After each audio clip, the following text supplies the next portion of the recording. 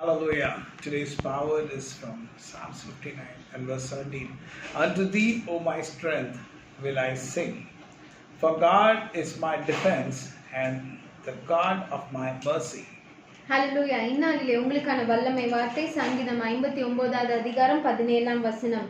என் பெலனே உம்மை கீர்த்தனம் பண்ணுவேன். தேவன் எனக்கு உயர்ந்த அடைக்கலமும் கிருபையும் உள்ள தேவனுமாய் இருக்கிறார். God is my strength and he is my mercy. ஆண்டவர் எனக்கு பெலனும் என்னுடைய கிருபை பண்ணுகிற தேவனாய் இருக்கிறார். And the God of my mercy.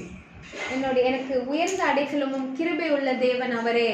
So he is a God who shows mercies on his people. அவருடைய ஜனங்கள் மேல் கிருபையை வைக்கிற தேவன் அவர். So sing unto the Lord who can do great things in our life. அப்பொழுது உங்களுடைய வாழ்க்கையிலே அற்புதங்களையும் அதிசயங்களும் செய்கிற தேவனை நீங்கள் தேடுங்கள். The power word is just sing to the Lord and the Lord shall do great things in your life.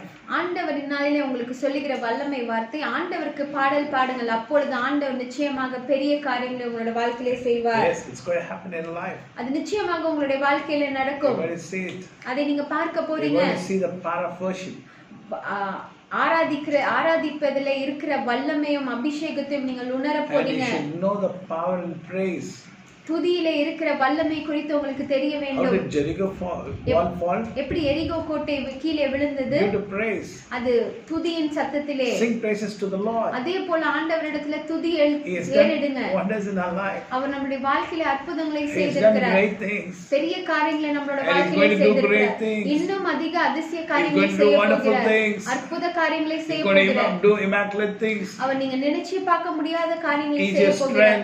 அவர் உங்களுக்கு பெலனாய் இருக்கிறார். God of our mercy. அவர் கிருபையுள்ள தேவனாய் இருக்கிறார். The God of our mercy. அவர் கிருபை அளிக்கிற தேவனாய் இருக்கிறார். Today's power you're going to be full covered by the mercy of God. இந்நாளிலே உங்களுக்கு வல்லமை வார்த்தை ஆண்டவருடைய கிருபையினால் முழுவதுமாக நீங்க பாதுகாக்கப்பட போறீங்க. Even if a serpent comes near you, it cannot do any harm to you. சர்ப்பம் உங்க அருகிலே வந்தாலும் அது உங்களுக்கு எந்த தீங்கையும் கொண்டு வராது.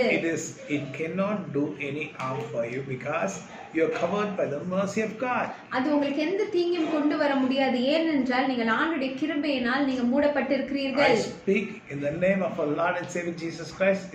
It is like a prophecy. அது நான் நசரேயனாகிய இயேசு கிறிஸ்துவின் நாமத்தினாலே ஒரு தீர்க்க தரிசனத்தை போல உங்களிடம் சொல்லுகிறேன். See, you might not be so good. நீங்க நல்லவர்களா இல்லாமல் இருக்கலாம். Not so good. நீங்க நல்லவங்களா இல்லாம இருக்கலாம். முழுமையாக நல்லவங்களா இருக்க மாட்டீங்க. முழுமையா நல்லவங்களா இருக்காம இருந்தாலும் but you are good. நீங்க நல்லவங்களா தான் இருக்கீங்க. ஆனா நீங்க நல்லவங்களா இருக்கீங்க. But the Lord says, ஆனால் ஆண்டவர் சொல்லுகிறார், His mercy will cover you. அவருடைய கிருபையானது உங்களை மூடும். God be the glory. ஆண்டவருக்கே மகிமை உண்டாவதாக. ஆமென்.